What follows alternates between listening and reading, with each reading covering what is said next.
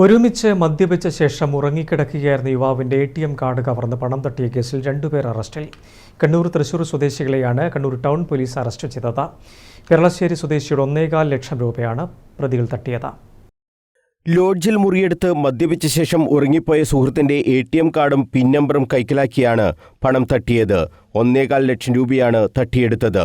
തൃശൂർ മടക്കത്തറ സ്വദേശി അരുൺ സുനിൽ, കണ്ണൂർ സിറ്റി സ്വദേശി സഫാത്ത് സൂപ്പി എന്നിവരെയാണ് ടൗൺ ഇൻസ്പെക്ടർ ശ്രീജിത്ത് കൊടേരിയുടെ നേതൃത്വത്തിൽ അറസ്റ്റ് ചെയ്തത്.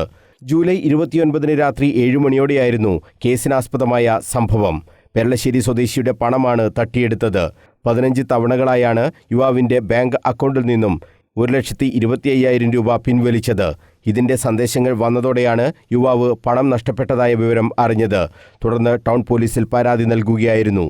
ATMലെയും പരിസരത്തെയും CCTV ക്യാമറകൾ പരിശോധിച്ച് നടത്തിയ അന്വേഷണത്തിലാണ് പ്രതികൾ പിടിയിലായത്. നേരത്തെയും കേസുകളിൽ ഉൾപ്പെട്ടിട്ടുള്ളവരാണ് പ്രതികളെന്ന് പോലീസ് പറഞ്ഞു.